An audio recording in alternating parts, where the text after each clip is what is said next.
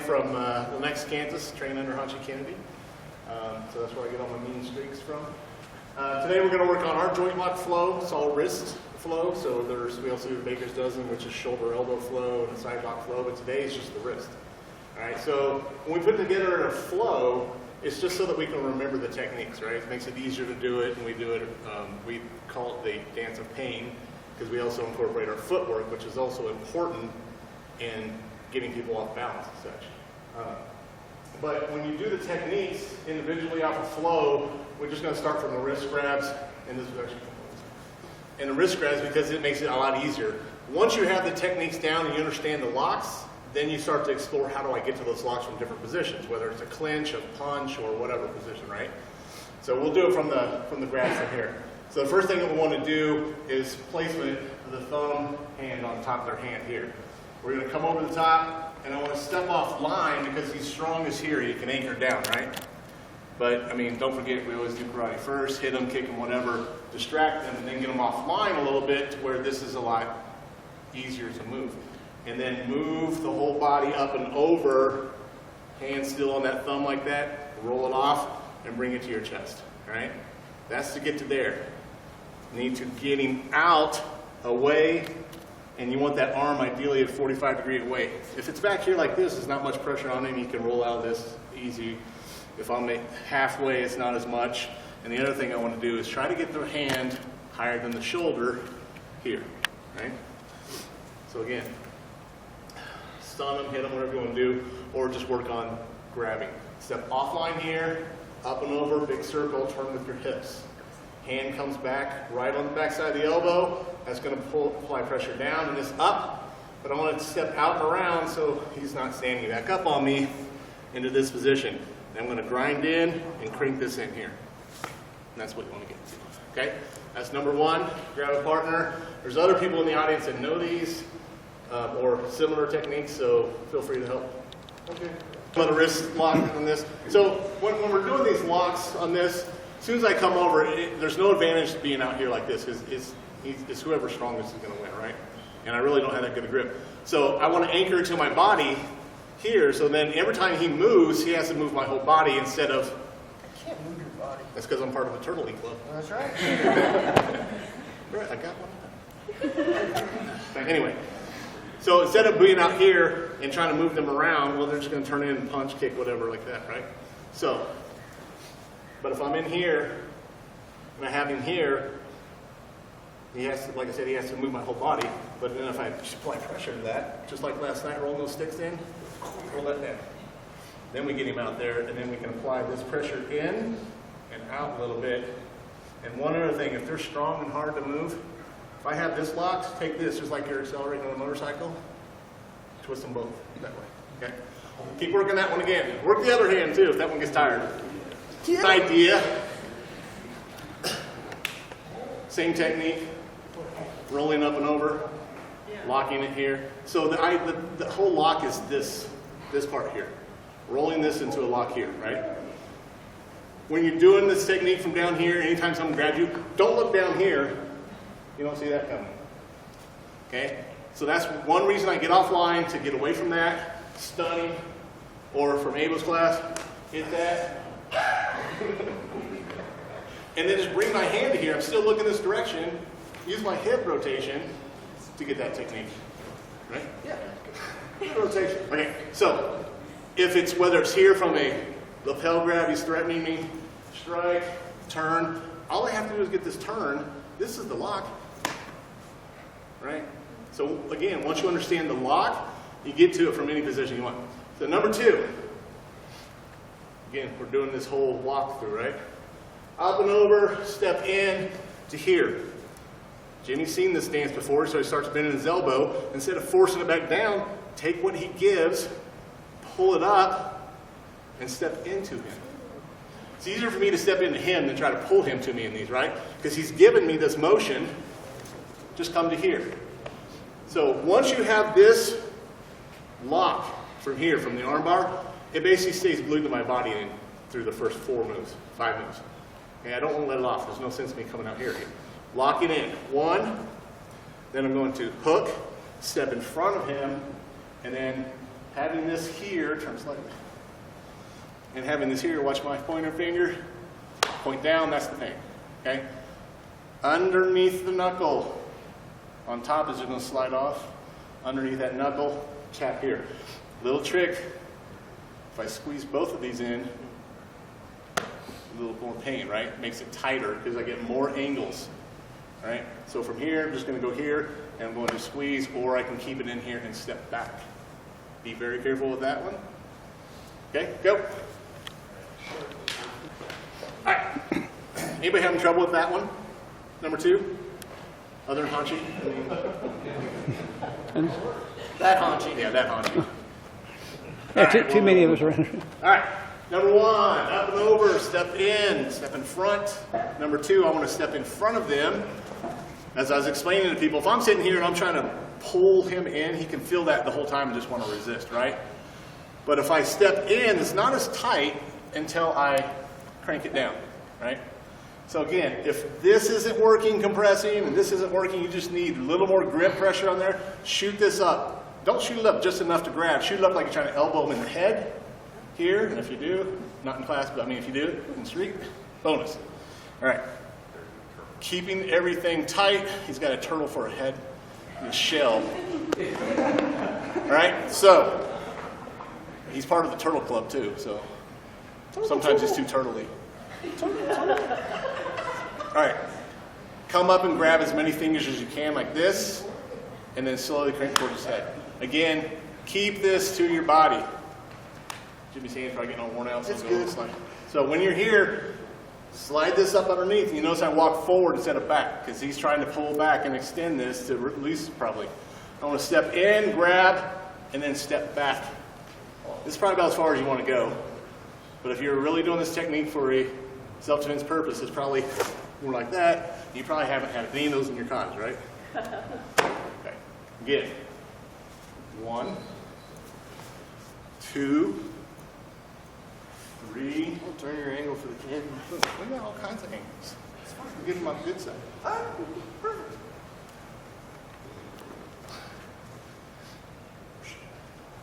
Up over, step in, step around. Come underneath, grab as many fingers as you can. When you start cranking in, drop back. Okay? Make sense? Thank you. Go play. So when you work through this, work through the entire flow so you remember it and that's how you catch it. At least once as we get up to like number 8 and stuff like that. And then you might want to just try to go just to that number if you can. So offline, number 1, step in. Number 2, hook here. Number 3, come up. Well, to try to mitigate some of the pain, he might want to turn away. So I'll just bring it down here by my hip. Again, I'm trying to keep as many right angles as I can, like this, right? Turn this way, please. Once I have this, I'm just going to take this and pin. How many people have I told keep it pinned to your body so far? Okay. If I haven't, I'll be around to tell you again.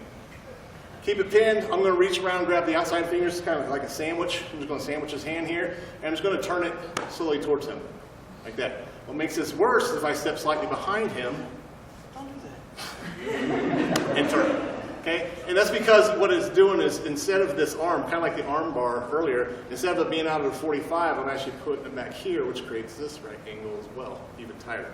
All right? So from number 3 here, if he starts to roll away, I just bring it back here and I slightly step behind him, straighten this up, crank the fingers in. Don't take this whole hand out like this because then it just came away from your body. Keep this pinned. Take the fingers, roll. Make sense? Right. Okay, let's go. All right, let's go right into number 4 sandwich, right? Right here, I want to slide my hand. So I have this top part right here. Again, this is tight to me. I still got the crank here. Maybe it's not working because, you know, I don't know. I'm weird. He's weird. Hand's going to go from here.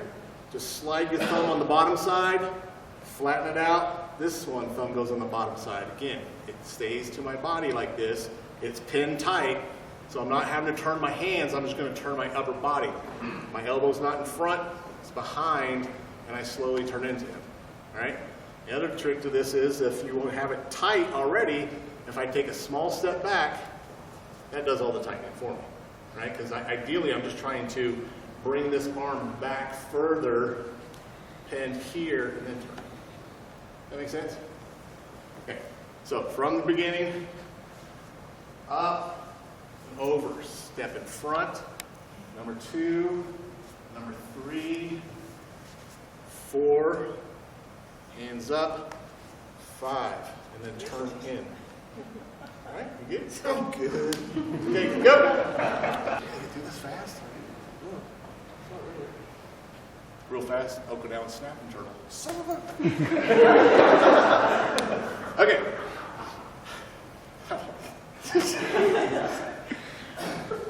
1, 2, 3, 4, 5, 6. Okay, so 4, 6, we're here at 5. I'm going to push this down to here, keeping this tight. Put this hand on the back of here, roll it in, and I'm going to squeeze this and squeeze this way. Kind of like just like rolling the sticks, right? Except I'm just going to have a small stick here, roll it. Pushing the elbow into me or keeping it trapped as much as possible. Okay? That make sense? 5, again, for 5, all you're going to do is keep your left hand on it, push this hand through, hand comes in, and flex this and pull this down. There. That make sense? Okay. Go. Okay, we're here in 6. Ow. I think I broke his turtle shell. So when it's on here, sometimes they might be too slippery, too loose, too much sweat. So, and then it'll start to slip off, so let it, right? Don't try to fight it. So I'm already here in this position. You're gonna goose it, put it over, and you guys already know this gooseneck, right? Apply the pressure on those first 2 knuckles, straight down. He's a little flexible. I'm impressed. Okay. It's been straight out all day. All right. You're already here. If it starts to slide over, you let it.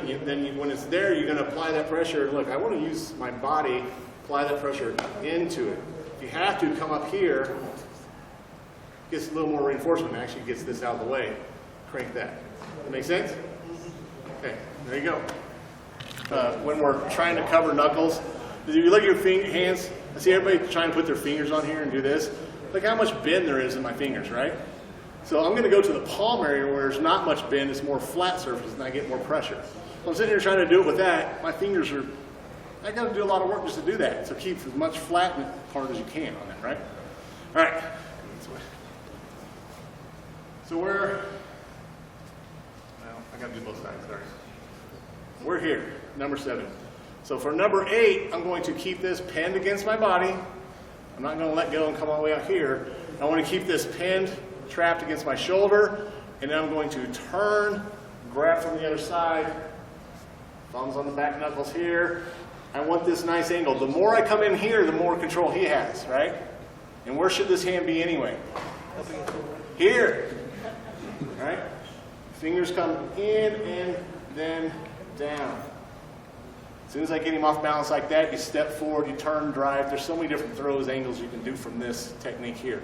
This is as far as we're going to go in this class. All right, so we're all the way in here, gooseneck. Pin this tight, keep that elbow trapped, step behind, crank.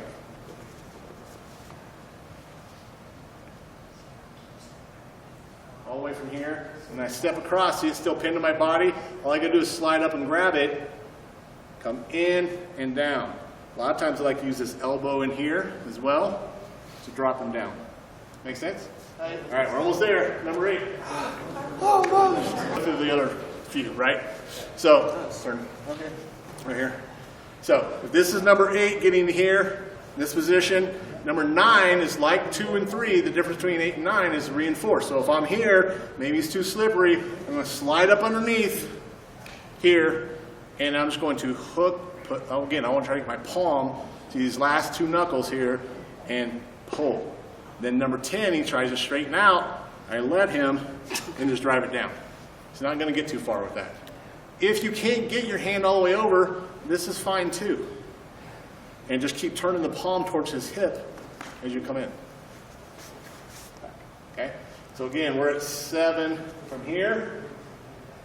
8 comes back over the top. 9 comes underneath, step back. And then 10, straighten it out. I'm going to flex that elbow up. Okay? Not pleasant. No! Go. Okay, I think my time's about up, but I want to show you guys something real fast. Once you get these locks down, you know, you look around the room, it's just like if you learn anything else new, like me learning arnis or something. I forget my feet, right?